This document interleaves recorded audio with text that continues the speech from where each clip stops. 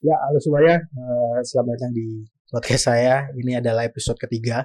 Di episode sebelumnya, aku sama temanku Algam itu membahas tentang gimana caranya mahasiswa dapetin uang.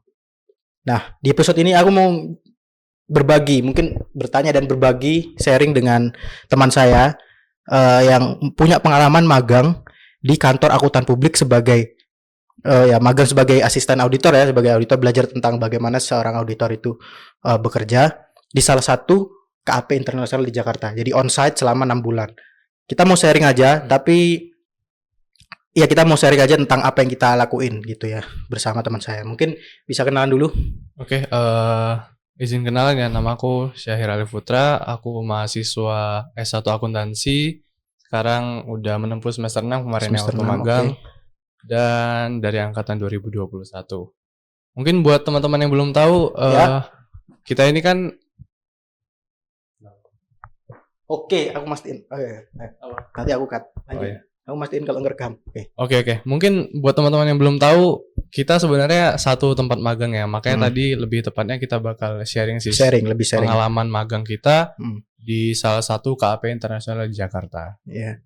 Mungkin aku mau nanya tentang kenapa KAP. Kan sebagai mahasiswa akuntansi banyak ya cabangnya. Kayak di episode pertama itu ada Kak Fatur jelasin kita bisa jadi akuntan, auditor, bisa bekerja di bagian pajak ataupun pengajar. Kenapa spesifik itu harus auditor? Kenapa kok milih di KAP gitu? Iya. Dan pertanyaan selanjutnya kenapa KAP itu? Oke. Nah, di sini aku izin jawab dulu ya kenapa KAP. Sebenarnya kalau boleh jujur, aku itu nggak terlalu tertarik awalnya di bagian audit. Karena kurang minat lah di bagian itu. Karena tujuan awalnya itu juga kita mau menujunya itu ke BUMN. BUMN, oke. Nah, kalau berbicara tentang akuntansi juga, sebenarnya ini sangat luas ya. Karena setiap perusahaan itu pasti ada yang namanya bagian keuangan. Oke. Dan kita bisa masuk ke sana. Cuman kalau tadi ditanya kenapa di KAP, itu karena sebenarnya ya awalnya kan nggak tertarik nih. Kita mau belajar aja gitu. Bagaimana dunia auditor gitu kan. Bagaimana juga tahapan-tahapan kerjanya. Mungkin itu sih ya. Oke, karena tertarik dengan auditor. Kalau aku secara pribadi kenapa KAP? Karena ya mendapat tawaran lah dari dosen kesempatan untuk magang tanpa tes langsung. Jadi iya. itu jadi faktor nggak? Ya itu juga sih. Karena itu terbilang singkat juga ya untuk Singkat, administrasinya. sumpah jujur singkat. Dan karena ngelihat perusahaannya juga bagus, internasional, skalanya internasional, akhirnya kita tertarik. Dan di Jakarta juga akhirnya kita bisa ngerasain gimana rasanya kerja di ibu kota, dan itu ada pengalaman tersendirinya. Iya, pasti. Makanya magang meskipun ada dua kasus nih, misalnya magang di kantor internasional yang ada di misalnya di Malang sama magang kantor internasional yang ada di Jakarta, tentu pengalamannya akan beda sendiri kan. Betul. Jadi itu alasannya. Dan memang di kebijakan sendiri dari akuntansi memang disarankan KAP ya. Ya, karena lebih relate lah sama banyak mata kuliah. Karena itu kan kalau kita audit itu kita melihat gitu loh. Dari awal terjadi transaksi sampai akhir itu kita memeriksa apakah ada kesalahan atau enggak kayak gitu ya. Dan secara siklus kayaknya bagus juga karena gini. Kalau misalnya kita di akuntansi itu kan kita belajar cara menyusun laporan keuangan. Iya. Kalau kita udah istilahnya udah menamatkan masa itu, masa selanjutnya adalah ngecek dari belakang ke awal kan. Iya, dan betul. Audit itu tugasnya kurang lebih seperti itu. Ya, betul. Jadi ya lebih banyak lah gitu ya dibandingkan dengan kalau hanya di bagian keuangan lainnya. Tapi bukan berarti ilmunya nggak banyak, tapi sama-sama banyak. Sama-sama banyak. Ya kurang lebihnya seperti itu. Nah, mungkin kenapa kantor itu mungkin tadi udah dijelasin ya karena dapat tawaran tadi bagus juga. Dan aku sebenarnya juga agak kaget ya. Sedikit cerita itu, aku kiranya itu dia ditempatkan di Surabaya. Karena di Surabaya juga ada. Oh ya, jadi kantornya punya cabang Surabaya. Punya cabang juga. Sebenarnya internasional tadi di mana-mana ada, tapi di Surabaya juga ada gitu lah. Dan ya ini pengalaman pertama juga aku ke Jakarta gitu loh. Jadi pengalaman baru deh. Jadi ada banyak alasan yang akhirnya membuat Kak Syahir itu memutuskan untuk ngambil kesempatan magang itu. Yes, betul. Oke, itu alasan latar belakang. Nah, di hari pertama mungkin kita langsung lanjut aja ngapain, karena tujuannya kan kita bahas tentang ngapain aja. Nah di hari pertama atau ya mungkin minggu pertama itu ngapain aja sih? Penasaran kan? Oke. Mungkin gak usah detail ya, takutnya gimana, cuma gambarannya aja. Hari pertama aja. Kita hari pertama dulu deh. Oke, hari pertama itu kita nyampe di kantor, nunggu HRD. Ya. Ini kantor ya. Kalau hari pertama kita nyari kos itu beda lagi karena Beda itu ada lagi. pengalaman beda, tapi Itu di luar inilah. di luar. Tapi kalau halangan hari pertama, Oke, kalau untuk hari pertama itu kita ada wawancara ya. Wawancara dengan HRD dan juga tanda tangan kontrak. tanda tangan kontrak. Oke, di situ pengenalan juga ya. Perkenalan Dikenalkan dengan lingkungannya. dengan lingkungan kerja di ruangan di satu kantor itu, Ya. di bagian tim mana aja diperkenalkan lah gitu. Ini kita Oke, hari magang di pertama. sini gitu. Berarti ada kegiatan lain selain itu? Nggak ada sih ya, Nggak ada karena hari pertama bisa dibilang agak kosong. Mungkin kita ada bantu-bantu sedikit senior yang ada di kantor. Soalnya kalau misalnya dibilang di kantor itu sepi banget karena teman-teman yang lain udah pada mulai ke klien gitu. Oke, itu hari pertama. Hari kedua. Oke, hari kedua ini kita langsung langsung ditempatkan di klien. Di klien. Jadi entah gimana, entah ada apa, nggak ada apa namanya, ada briefing Ada sedikit, briefing. nggak sedikit ya, lumayan lah briefing. Tapi nggak ada di bayangan kita, atau khususnya aku ya, nggak tahu kalau dirimu ada nggak. Kalau aku nggak ada bayangan apa-apa, di hari kedua langsung kita ditempatkan di klien. Iya, aku juga sebenarnya kaget ya. Itu juga diinfokan malam-malam di grup setelah kita pulang magang di hari pertama.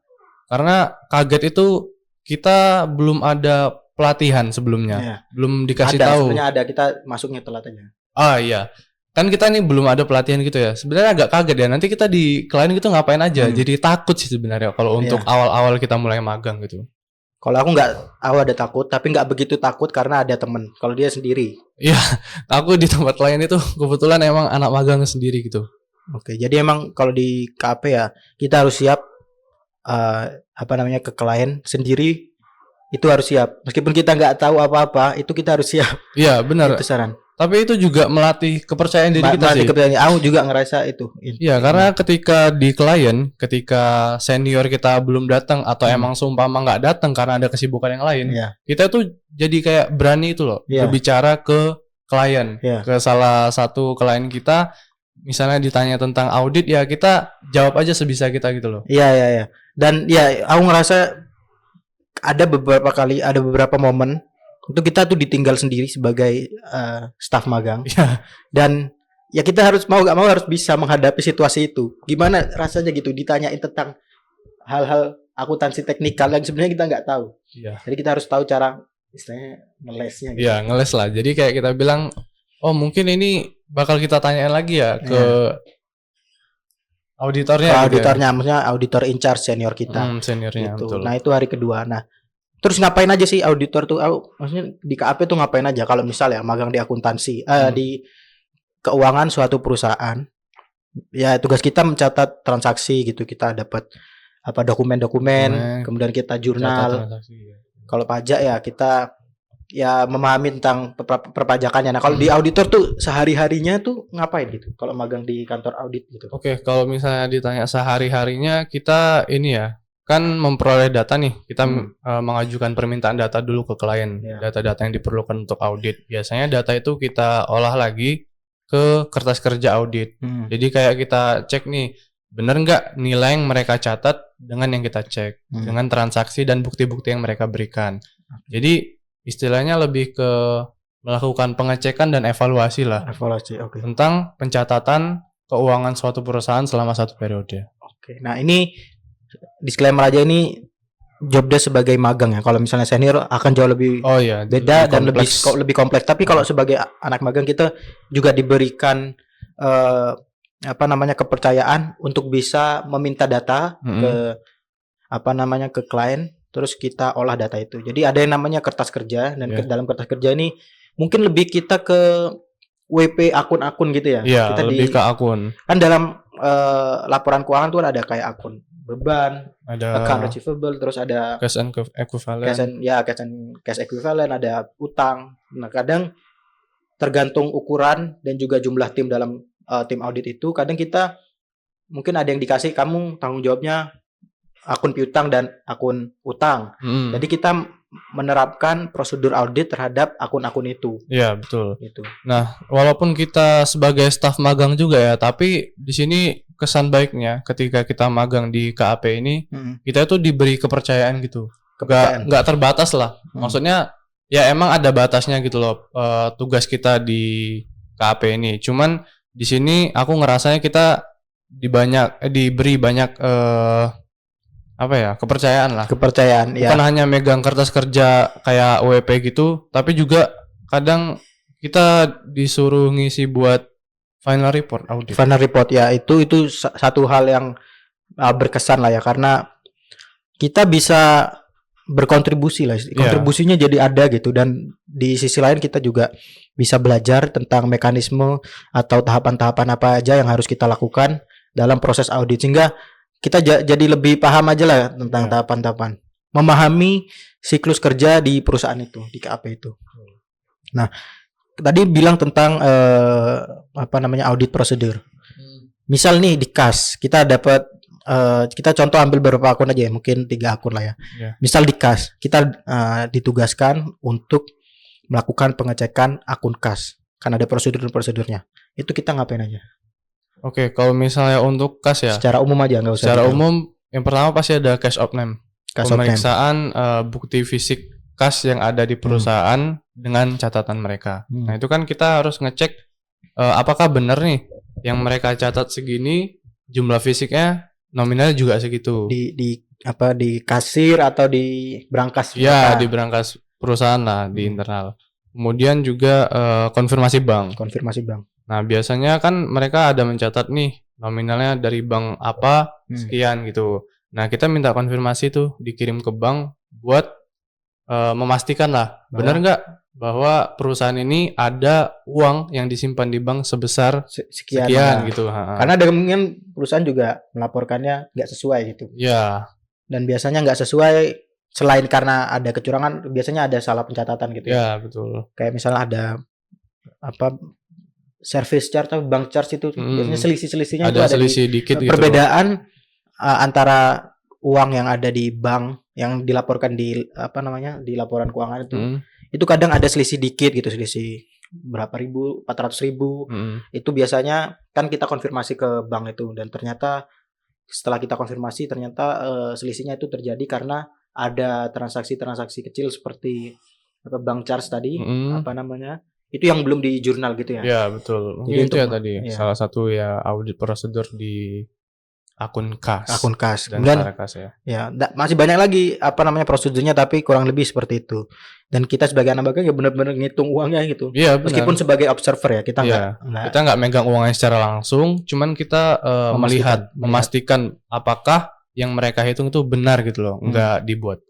Oke. Akun apa lagi nih yang mau di-share? Kita ambil 3 tadi, udah 1, 2 kurang lagi. Mungkin persediaan ya. Persediaan, oke. Nah, kalau persediaan ini kan tentunya kita dapat rinciannya juga ya dari mereka. Nah, sebelum dapat rinciannya itu juga pasti akan melakukan ya tadi stock of name juga untuk akun persediaan. Nah, stock of name, oke. Nah, stock of name itu apa coba? Oke, stock of name ini buat teman-teman yang belum tahu, jadi kita melihat secara langsung ke gudang, ke tempat penyimpanan barang-barang yang ada di perusahaan itulah, persediaannya mereka. Jadi kayak kita lihat nih, mereka mencatatnya misal barang A itu ada 16.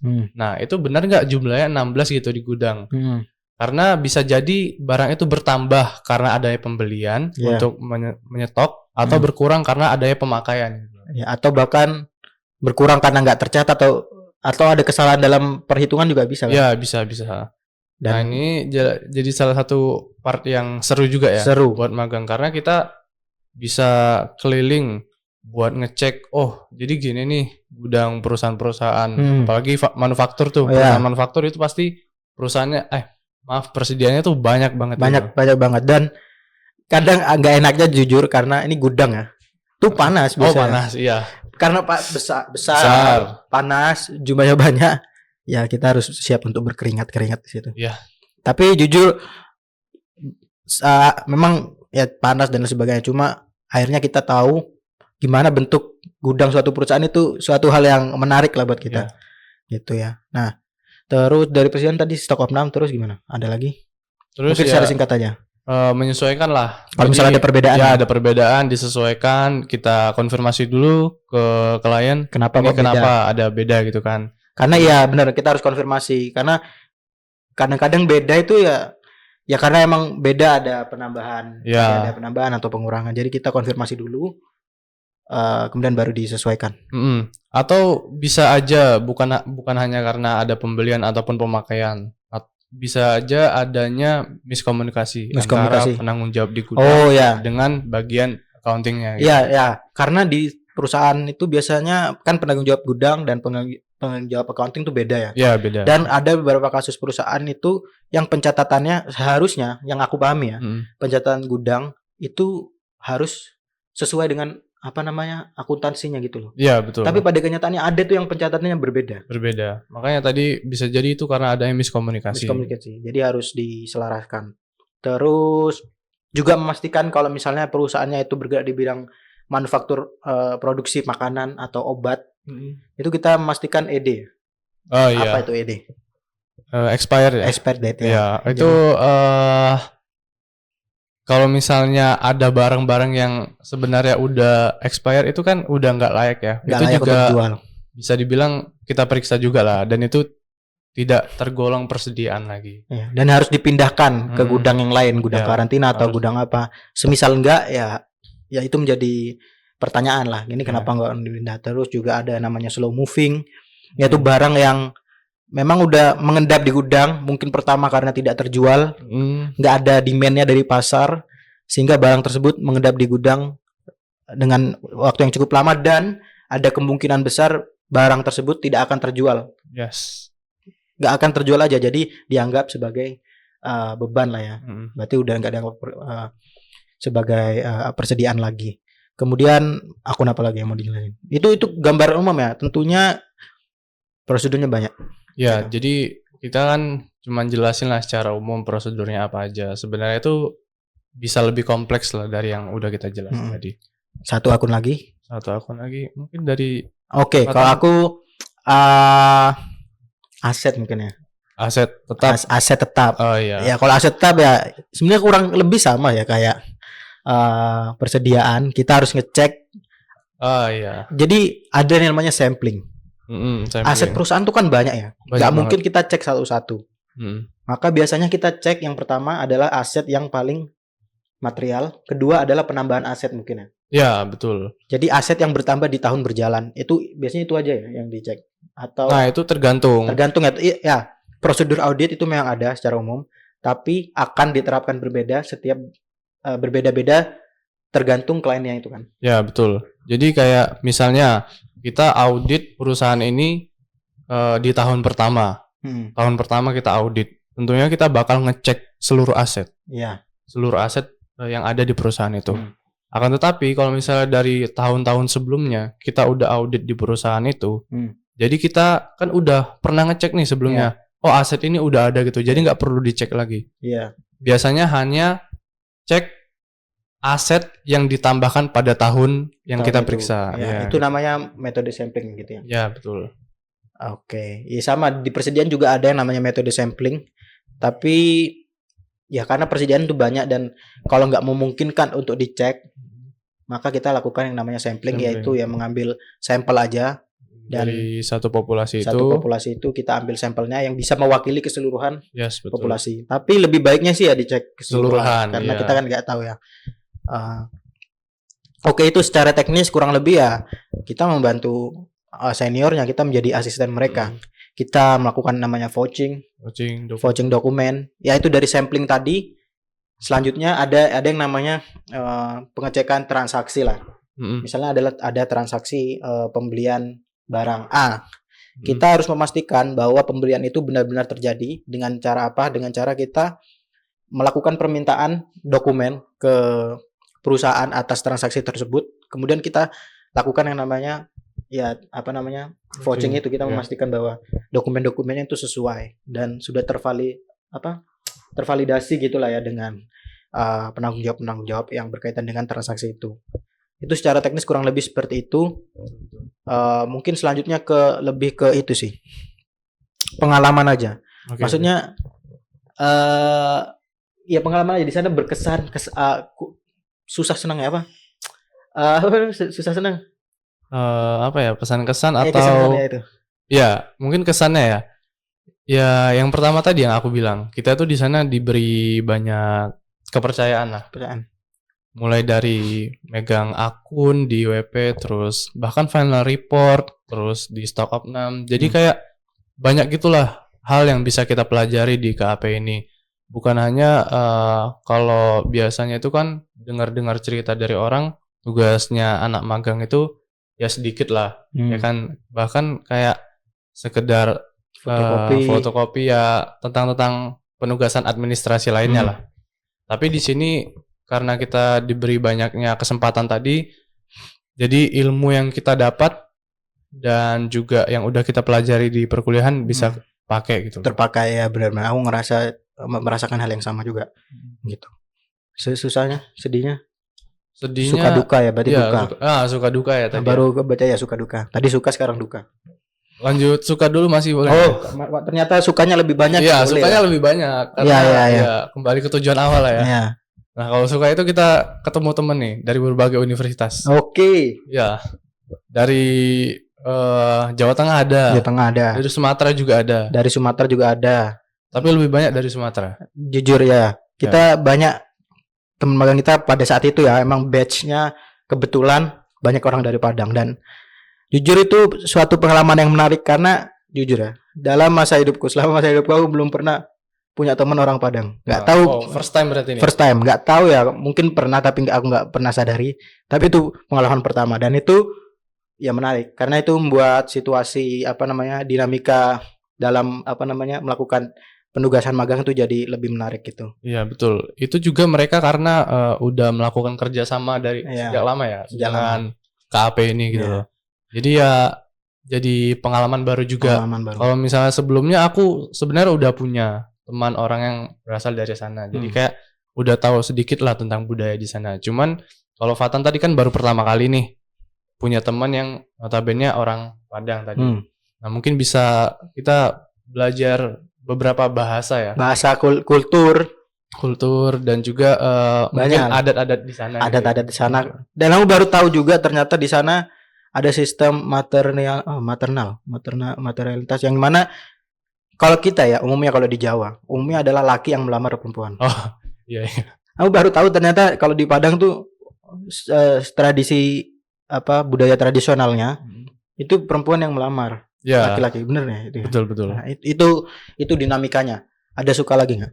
Suka lagi mungkin kita bisa ngerasain transportasi. Transportasi di Jakarta umum yang di sangat Jakarta terintegrasi itu satu hal yang menarik sih. Ya menarik banget karena kemanapun tempat tujuan kita itu pasti selalu ada gitu loh. Transportasi yang tertuju ke sana. Jadi kita nggak pusing gitu mikirin, kan kita istilahnya dari Malang nih berangkat ke sana cuman bawa beberapa barang lah kayak baju ataupun keperluan perangkat lainnya lah tanpa bawa kendaraannya. Jadi kayak mau pergi kemana-mana, kita mau pergi ke sini ada transportasi umum yang bisa kita pakai gitu loh, nggak perlu pusing dan juga harganya murah banget. Dan karena apa?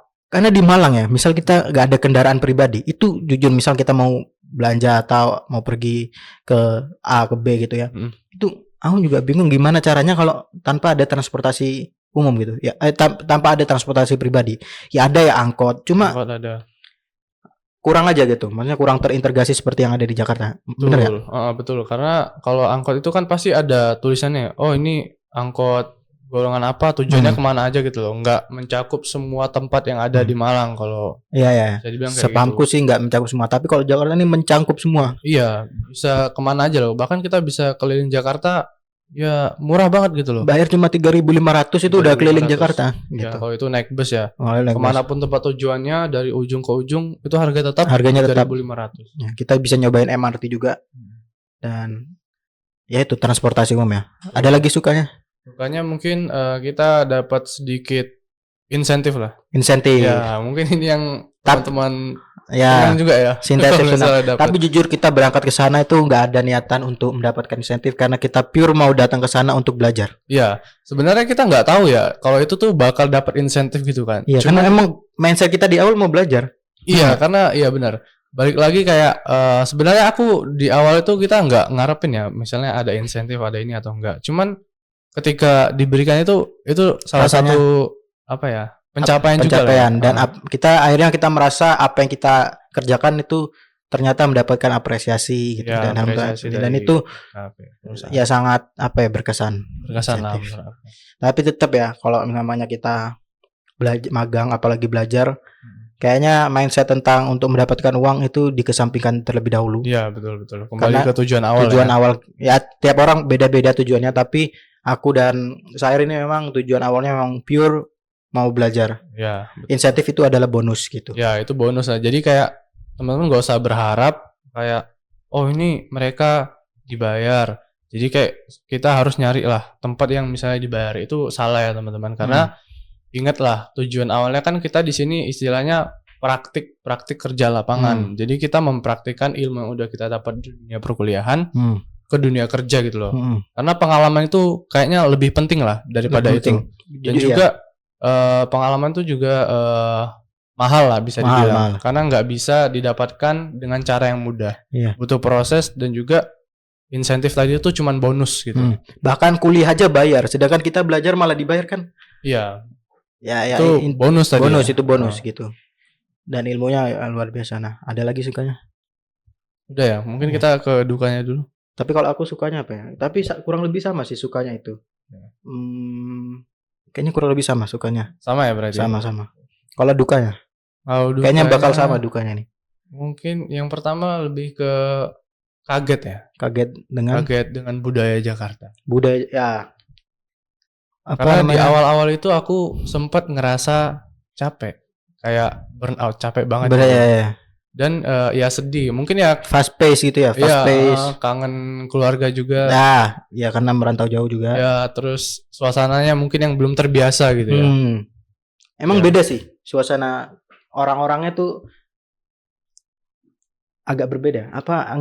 Aku ngerasa enggak terlalu berbeda, cuma sedikit ada perbedaan lah. Iya, makanya itu kayak ya butuh penyesuaian lagi gitu karena di tempat baru kan. Ya, tapi kayaknya itu adalah duka banyak orang yang baru saja pindah ke tempat baru. Tapi kalau duka spesifik itu apa? Duka spesifik apa ya? Sebenarnya itu ya. Mungkin udah menjadi rasa umum kalau misalnya kita kerja di kantor akuntan publik itu kita bakal yang namanya working long hours atau kita lembur. Oh, iya. Ya. Tapi itu menjadi hal yang biasa dan kita melakukannya dengan senang hati karena ya tadi ilmu yang pertama ya. Kedua karena memang itu adalah tanggung jawab yang harus diselesaikan dan nggak bisa maksudnya harus diselesaikan dengan cara lembur karena itu adalah salah satu caranya ya kita laksanakan itu saja. Itu bisa dibilang duka atau enggak ya? Kayaknya itu enggak terlalu 50-50. Dukanya ya memang akhirnya kita capek dan besoknya kita harus berangkat lagi gitu, pulang yang malam tapi itu satu hal yang kita udah siasati sebelum kita datang di sana. Ya, kita udah paham. Jadi kayak udah ada mitigasi resikonya lah istilahnya. Betul. Jadi udah jadi konsekuensi juga. Jadi ya nggak bisa dibilang duka juga sih karena itu adalah faktor yang udah kita ketahui akan kita rasakan kalau kita magang di. Ya, 50-50 lah ya. Bukan berarti itu duka. Jadi kayak itu tuh bisa dibilang juga udah biasa lah ya di dunia auditor karena ketika peak season apalagi kita magang di peak season kan? Iya benar, mulai dari Desember, sampai Januari itu kan udah penutupan buku ya, dan itu juga udah mulai masuk dunia sibuk-sibuknya lah, dan lembur itu udah biasa gitu. Iya. Dan nggak kerasa karena kita itu rame ngerjainnya bareng dengan teman-teman bareng, jadi kayak apalagi kerasa sih. Iya kerasa, apalagi bayangkan dinamikanya ada yang dari Padang, Jakarta, itu mewarnai lah suasana. Betul. Ya itu ya. Kemudian duka ada lagi? Duka gak ada. Kayaknya dukanya itu aja karena kita harus menyesuaikan Jakarta. Kalau dari segi biaya hidup Jakarta, kalau yang aku pahamin ya, secara misalnya kayak kebutuhan tempat tinggal itu jujur memang mahal. Iya, mahal. Kebutuhan makanan kalau yang aku amati ya, itu memang mahal kalau dibandingkan dengan Malang ya. Cuma kalau misalnya aku ambil pukul rata, itu akan mungkin lebih mahal 2.000 3.000 dari yang seharusnya. Iya, betul. Mungkin lebih ke cara kita memilih ya. Cara kita memilih. Jadi sebenarnya banyak ini. Opsi yang aku potong dulu. Oke, dulu. Mungkin banyak ya opsi yang bisa kita pakai ya. Ini kita ambil contoh di makanan tadi. Nah sebenarnya tuh banyak gitu loh orang yang menyediakan konsumsi dengan harga yang lebih murah gitu kan. Jadi kayak ya pandai kita aja gitu loh untuk memilih, oh bisa makan di sini nih dengan ya bisa dibilang kapasitas yang sama lah yang kita dapat, cuman dengan harga yang lebih murah gitu. Emang bener sih, cuman sekitar 3.000 sampai 5.000 kayak gitu. Misal ayam geprek di Malang gitu ya, itu 10.000, itu 11.000. Ayam Kentucky Fried Chicken gitu ya. Di Malang mungkin berapa, 11.000, 11, 10. Di Jakarta mungkin bisa lebih dari itu. Untuk porsi dan ukuran yang sama mungkin 14, ya, 15 gitu. Bahkan cuma selisih 1.000 gitu. Ada juga. Satu hal juga yang aku rasakan di Jakarta itu ya, kita nggak usah megang cash, itu kita nggak ngerasa. Oh iya, nggak khawatir. Nggak khawatir. Bahkan warung Madura di mana-mana itu ada warung Madura, apalagi di Jakarta. Sangat convenience, 24 jam bayar bisa gitu. Scan. Bisa scan. Ya, pakai apa, barcode ya? Ya nggak khawatir. Kita nggak megang cash tuh nggak bakal khawatir. Iya, nggak panik gitu kan. Mungkin lebih ke tukang parkir. Tapi kebetulan kita nggak bawa kendaraan. Bawa kendaraan, dan juga di sana jarang gitu tukang parkir, nggak kayak. Aku lihat sih jarang. Ya, jarang kan. Kemudian kemacetan, kita nggak ngerasain kemacetan. Mungkin kalau kita naik Transjakarta itu kita akan ngerasakan kemacetan. Cuma ya itu tadi, di Jakarta itu transportasi umumnya sangat terintegrasi. Jadi kita nggak begitu masalah dengan adanya masalah kemacetan di sana. Ya, ataupun sekali kalau misalnya kita malas jalan nih, biasanya kita langsung pakai, sekali nggak apa-apa pakai Grab Gojek, dan kadang juga ada promo-promo. Ya, bisa bilang murah lah ya, banyak potongan harga. Jadi itu lebih ke itu ya, itu sharing lebih ke gimana kita bisa bertahan hidup di Jakarta gitu. Ya, tapi benar nggak kalau misalnya di Jakarta itu keras? Bener, aku ngerasain sih. Kerasnya itu gimana? Kerasnya nggak mungkin lebih ke orang-orang yang berangkat kerjanya tuh harus lebih pagi karena jarak tempat tinggal sama tempat kerja itu jauh. Kerasnya lebih dari semangat mereka untuk, maksudnya perjuangan mereka untuk bisa datang ke kantor itu. Iya, aku ngerasain juga. Itu satu culture shock buat aku ya. Karena orang di Jakarta itu rela. Maksudnya bukan rela, mereka mau nggak mau harus berangkat sejam untuk ke kantor, atau bahkan 2 jam. Ada yang untuk bisa ke kantor. Sedangkan di Malang ini 30 menit itu udah lama banget. Jauh ya. Udah kerasa jauh. Cuma di sana enggak gitu. Itu salah satu culture shock atau kekagumanku dengan orang-orang yang tinggal di sana gitu. Dan kalau misalnya aku berkarir di sana juga kemungkinan akan merasakan hal yang sama gitu. Iya, makanya kenapa orang bilang orang-orang yang tinggal di Jakarta itu emang mentalnya diuji banget. Ya, karena itu tadi salah satunya ya. Ya, karena bisa jadi tempat tinggal mereka sama tempat kerja itu jauh. Nah, itu mereka melakukan persiapan itu bisa, misalnya jalan nih ke tempat kerja, bisa aja gitu 2 jam sebelum mulai kerja, atau bahkan 1 jam, dan itu hitungan mereka 1 jam itu udah deket gitu. Udah deket gitu. Dan itu salah satu hal yang baru lah buat aku. Terus tentang kira-kira buat orang-orang di sana gitu yang mau mahasiswa akuntansi ya khususnya yang mau magang, itu lebih baik di mana? Tentunya semua tergantung keputusan, tapi apakah Kak Zahir menyarankan? Oke, setelah pengalaman kita ya magang di KAP, aku menyarankan untuk di awal-awal gini di KAP sih. Karena bukan hanya tentang audit, tapi kita juga bisa melihat yang tadi yang udah kita jelasin di awal tentang alur-alurnya lah, transaksi-transaksi. Jadi semua pelajaran tentang pencatatan tentang akuntansi lah, itu tuh ada semua gitu loh. Mulai dari pencatatan, mulai dari metode penilaian persediaan, terus penyusutan dan lain-lain tuh ada gitu. Jadi di KAP ini ya teman-teman mikirnya jangan cuma audit gitu loh, tapi juga kita mengetahui transaksi ataupun juga apapun itu tentang akuntansi di suatu perusahaan. Jadi kita juga belajar audit dan juga keuangan di perusahaan. Dan bisnis modelnya juga ya. Iya, betul. Maksudnya gimana, misalnya ada perusahaan nih, pendapatannya itu dari mana? Kita kan akhirnya jadi tahu ya. Jadi tahu revenue channel apa ya, sumber pendapatannya itu dari mana aja. Dari mana gitu. Terus juga perusahaan tuh ternyata ada SOP-nya. tentang pencatatan ini harus kayak gini gitu loh. Pokok banyak lah yang kita pelajari gitu. Jujur itu yang aku rasain. Apa ya? Tapi tergantung ya, kembali lagi ke apa namanya tujuan teman-teman. Dan juga aku ngerasa ya banyak momen-momen dimana ini. Makanya dulu aku belajar ini ternyata. Oh iya. Banyak nggak? Aku ngerasa ada banyak momen aku ngerasa ini ya. Ya dulu aku pernah belajar ini ternyata kayak gini. Iya, ada. Mungkin ambil contoh salah satu aja. Boleh. Kayak penyusutan aset tetap gitu. Ya. Nah, metode garis lurus ya. Iya, straight line method ya. Biasanya kan kita biasanya ngitung gitu loh. Ada latihan soal, kita hitung penyusutannya berapa gitu per bulan. Nah, ini kita emang benar-benar langsung gitu loh. Langsung menyusutkan. Iya, nama asetnya ada guys, nilainya ada. Nah, terus umur ekonomisnya ada juga. Jadi kayak kita, jadi dia ini tiap bulan tersusut segini. Jadi kayak masih ada nilai buku ya, nilai bukunya, terus residual value gitu. Pokok itulah ada yang kita pelajari itu kepake gitu loh. Kepake banget, kepake. Gak hanya auditnya gitu, pelajaran spesifik tentang accountingnya tuh terpakai di situ. Oke. Nah, tapi yang perlu teman-teman tahu itu kan ilmu yang kita pelajari dari kuliah ya. Dan itu presentasinya ya bisa dibilang lumayan banyak juga.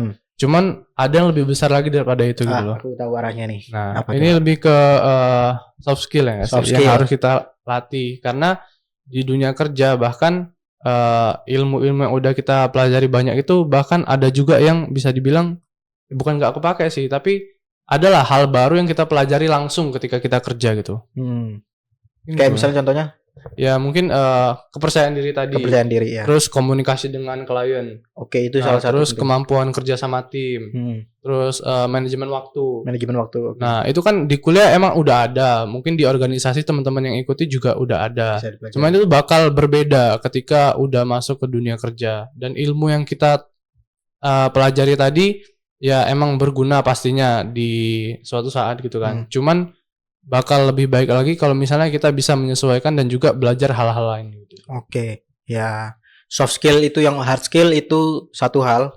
Soft skill itu satu hal. Dua-duanya penting, jika digabung akan jadi lebih komplit lah gitu. Karena hard skill tanpa soft skill juga ya nggak apa-apa, tapi agak kurang aja gitu ya. Ya, ada kurangnya lah. Oke, mungkin terakhir sih. Ini udah berapa menit nih? Udah banyak lah, intinya udah banyak informasi yang udah dijelasin. Ya harapannya sih teman-teman punya gambaran ya. Gimana sih rasanya magang di kantor akuntan publik yang ada di Jakarta sebagai orang yang di luar Jakarta, lebih spesifiknya seperti itu ya. Itu bagaimana, semoga bisa membantu. Nah, mungkin terakhir itu pesan singkat dan quotes favorit. Oke.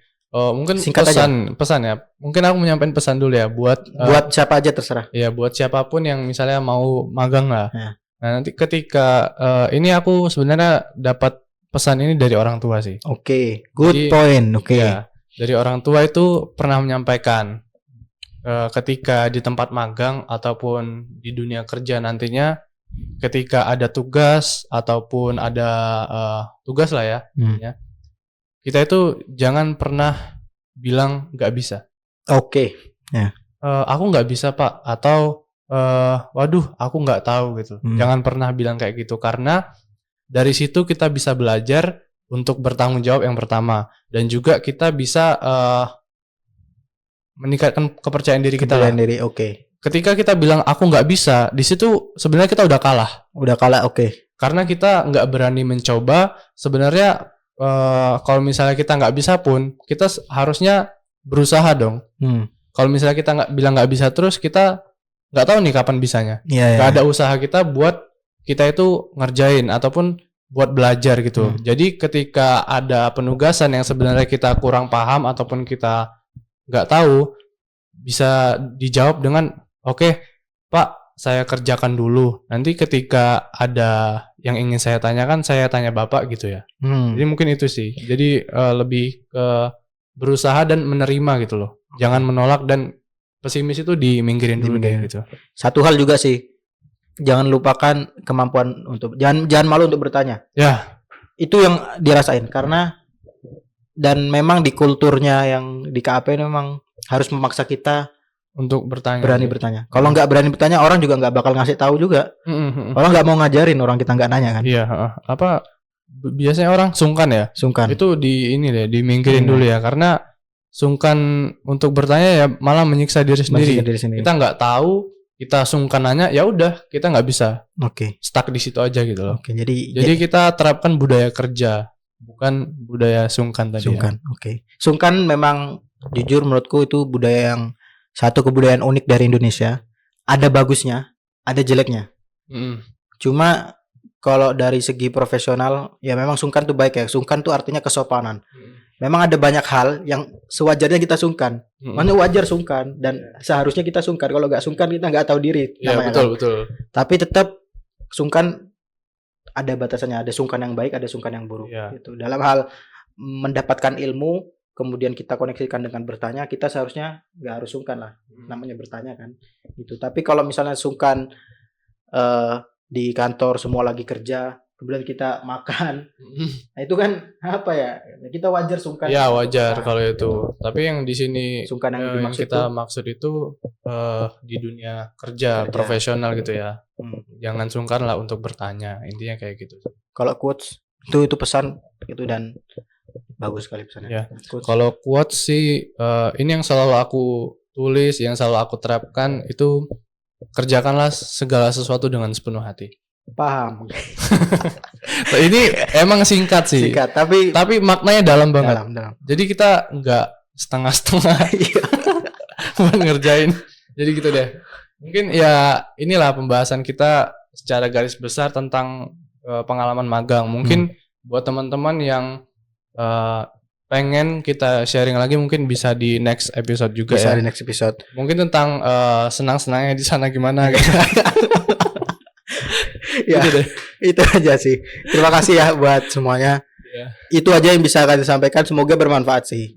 Itu karena harapan kita, karena satu kalau misalnya aku tuh pengen paling tidak bisa bermanfaat, dan ini adalah salah satu caraku untuk bisa menyebarkan manfaat-manfaat itu. Terima kasih buat yang udah menyaksikan sampai akhir. Wassalamualaikum warahmatullahi wabarakatuh. Sampai jumpa semuanya.